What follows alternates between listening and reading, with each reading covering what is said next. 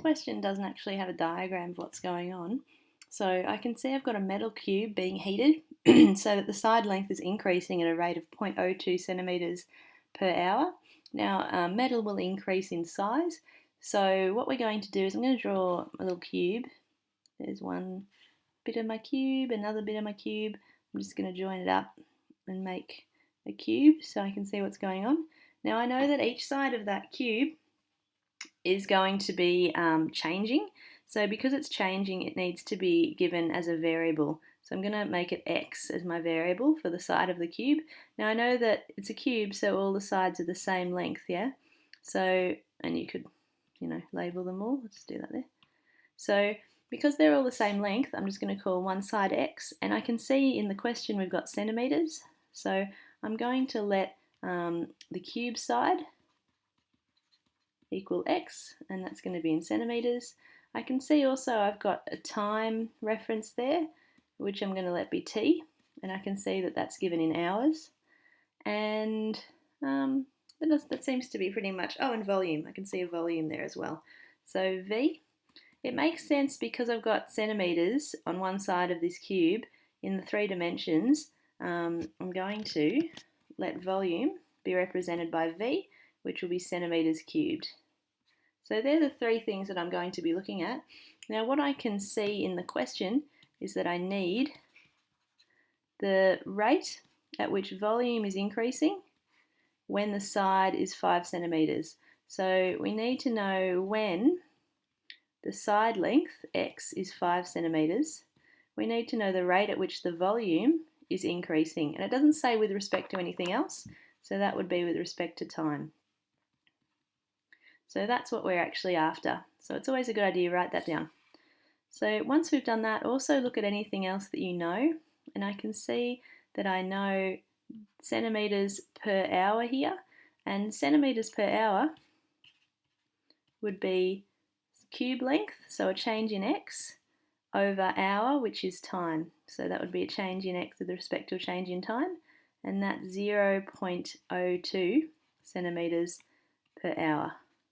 So I know that part, and I can see that out of what I need, well, that helps me with the dt part, because that's at the bottom. What I also need is some relationship with v, and I know straight away looking at my diagram here, I could write v in terms of x, and that would be x cubed, and that would be centimetres cubed as well. Okay. Now I can see I need dv, so it makes sense to differentiate both sides of this expression with respect to x, because that's your independent variable. So this would be 3x squared, and take notice of your units. dv would be centimetres cubed with respect to x, which would be centimetres. So you can see a bit of cancellation, oops, and that will become 3x squared centimetres squared. So you've got dv dx, and that gives us the dv for the top line. So to finish this off, we need dv dt, and I know that I can get that from dv dx, because the dv is on the top line, which is what I needed. And I can see the dt over here is on the bottom line. So let's multiply those two quantities together. Using chain rule, what that does is it cancels out those dx terms, so we're left with the dv dt that we want. Okay, so all we need to do underneath is actually put in dv dx, which is 3x squared centimetres squared, and dx dt, which is 0.02, and that's centimetres per hour. If you multiply those parts together, you're going to get 3 times 0.02, so you're going to get 0.06 x squared. The centimetres will combine into centimetres cubed, and then you've got per hour, because the hour is on the bottom. And just check that that makes sense with the units.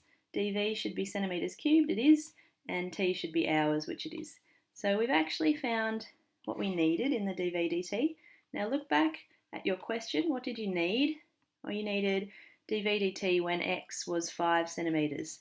So now we can actually say when x is equal to 5, dv dt equals, this will be 0.06 times 25, which equals, and you can do a little bit of working there with the calculator, you'll end up with 1.5, and make sure you put your units in.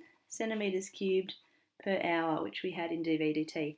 So the answer to the question here is the rate at which the volume is increasing when the side is 5 centimetres. The rate of change of volume with respect to time would be 1.5 centimetres cubed per hour.